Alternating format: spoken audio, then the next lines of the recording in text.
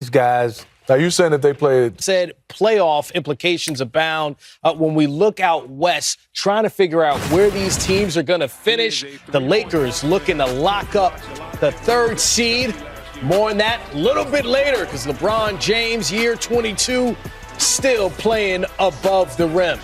Jalen Green, a good litmus test. A lot of guys out for Houston. It was. I mean, they came out and at the start of the game looked like they were coming out to compete, and then next thing you know, the Lakers and Luka and LeBron, they took over. Yeah, only a 4-point game here. Then LeBron James cutting backdoor for the easy score. Then LeBron and one on the baseline. You see that lead balloon to 14 points. Rui Hachimura also in transition, finishing. Lakers up by 22. We move to the second half. LeBron up top to Jackson Hayes. Lakers trying to get it together up front with Rui and Hayes, and obviously LeBron playing a lot of those minutes as they head towards the playoffs. Well, like you said, LeBron, we know that groin has been an issue. J. Rose comes out of the game, does not return here. Yeah, that's really unfortunate, but you could tell by how he was celebrating on the sideline with Austin Rivers, and it was great to see Brian get some minutes as well. I think he's going to be just fine. You know who was just fine? Luka Doncic, 39 points, 8 rebounds, 7 assists. Lakers win 140-109. Again, they have locked up the third seed. This is the last Friday night of the NBA regular season. Every team in action. Playoff implications abound. Welcome to Game Time presented by Kia. Oh, Detroit is in the house. Isaiah Thomas, Steve Smith, Jalen Rose. I'm that other guy, Chris Miles. And like I said, playoff implications abound when we look out west, trying to figure out where these teams are going to finish. The Lakers looking to lock up the third seed. More on that a little bit later because LeBron James, year 22, still playing above the rim. Jalen Green, a good litmus test. A lot of guys out for Houston. It was. I mean, they came out and at the start of the game looked like they were coming out to compete, and then next thing you know, the Lakers and Luka and LeBron, they took over. Yeah, only a 4-point game here. Then LeBron James cutting backdoor for the easy score. Then LeBron and one on the baseline. You see that lead balloon to 14 points. Rui Hachimura also in transition, finishing. Lakers up by 22. We move to the second half. LeBron up top to Jackson Hayes. Lakers trying to get it together up front with Rui and Hayes, and obviously LeBron playing a lot of those minutes as they head towards the playoffs. Well, like you said, LeBron, we know that groin has been an issue. J. Rose comes out of the game, does not return here. Yeah, that's really unfortunate, but you could tell by how he was celebrating on the sideline with Austin Rivers, and it was great to see Brian get some minutes as well. I think he's going to be just fine. You know who was just fine? Luka Doncic, 39 points, 8 rebounds, 7 assists. Lakers win 140-109. Again, they have locked up the third seed out west. Grizzlies and Nuggets, battle of the newly appointed coaches. Nuggets, David Adelman, Grizzlies, Tomas Isolo. And the Grizzlies coming out sharp. Jaren Jackson Jr., 18 points. Desmond Bane. I want to send a warning to the league. Don't dismiss the role of a head coach. I'm seeing a lot of teams feeling like that they could just replace their coach and like the team is going to turn itself around overnight. It just doesn't work like that. Well, we could see Nikola Jokic taking his feed from Jamal Murray, but it's Memphis with a 6-point lead here. You know, Aaron Gordon, every once in a while, Zeke has to send a little reminder of exactly who he is. As you said, he has to send the league and everyone else a reminder. Around the basket, he's tough, dunking, and just doing his thing. But the Joker is the Joker, and don't discount Bane. Bane with 24 points. Ja Morant, 21 and 6 helpers. Grizzlies up 5 here. I point that out because the Nuggets, again, assisting Nikola Jokic. So Denver tough. gets their first lead, but peep this. You ready for the Joker stats here, Smitty? 26 points, 16 rebounds, 12 assists. He averaged a triple-double on the season, joining some elite company. Get out, Russell run, Westbrook, Joker. you know, Get he's out, done it run. 4 times.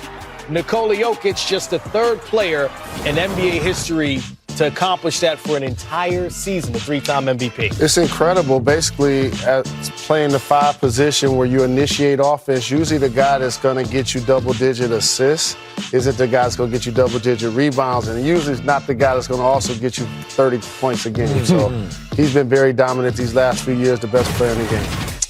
The Sacramento Kings trying to keep pace in the Western Conference standings. Same can be said for the Clippers trying to keep up with the Nuggets. We'll show you those standings in a little bit.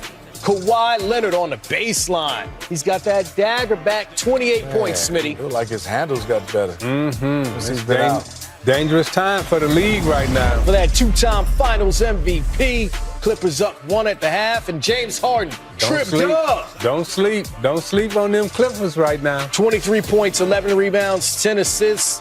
Domantas Sabonis getting to the basket with the easy finish. You know, James Harden, so good at making his teammates better. James Harden, just an elite offensive player at all phases. Zach LaVine with his team down by 9, leading the comeback. LaVine, 26 points. DeMar DeRozan, 16 and 8. You know he does his damage inside the three-point line, the crossover and finish. We got a 1-possession game with a minute to go. 3.9 seconds to go here. Clippers up 1. The interception by Keegan Murray. Calls the timeout. Check it out again. Playing the passing lanes with the proper hand. 2.2 seconds to go. DeRozan, not the best look.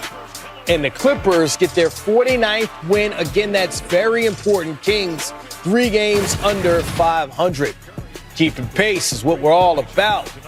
Golden State Warriors, Portland Trail Blazers, the chef cooking up in his kitchen. Man, he's so comfortable right now playing through contact.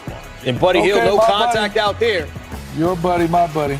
And that's why the West playoffs are going to be so interesting, or one of the reasons that the teams and players you've seen done it before, like LeBron James and Steph Curry, now get a chance to play against teams like OKC, who are #1 seed.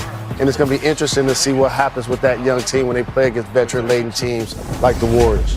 Blazers struggling to score, only 37 points in the first half. Hold on, how about one of Michigan's finest, Draymond Green? Draymond. Saginaw Pride. How much do you like the combo of Draymond and Jimmy Butler? I love it because they didn't get points in the paint. Now they got a guy that can get to the free throw line.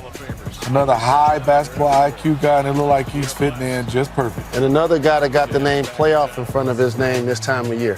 Playoff Jimmy, 24 points, 7 assists for Jimmy Butler.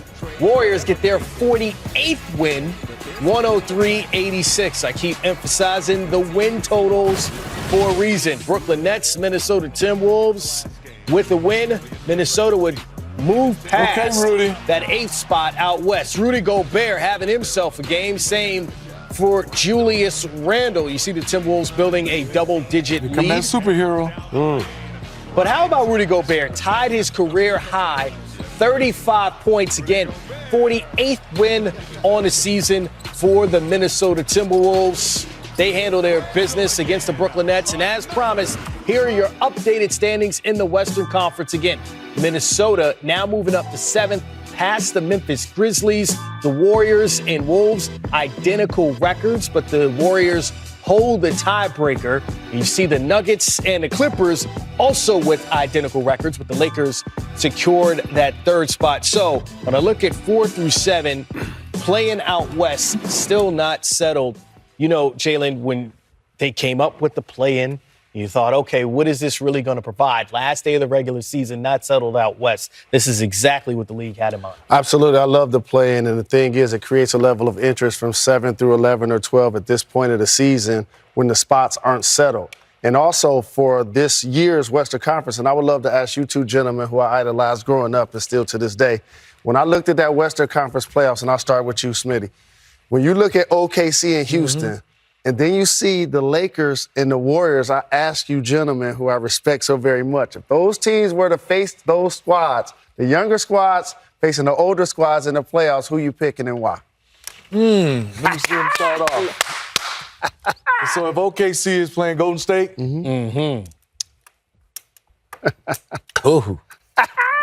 That's a ooh-wee, huh? Yeah. Because we see the standings, We but see the the playoffs standings. are here now. I'm actually going with OKC. Okay.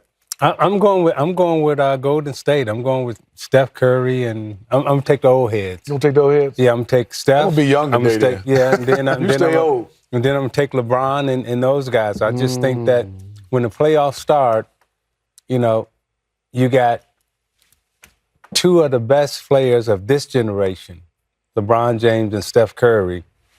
And when they walk out on the court, A, they can still play, but B, the psychological impact that they have on the opponent.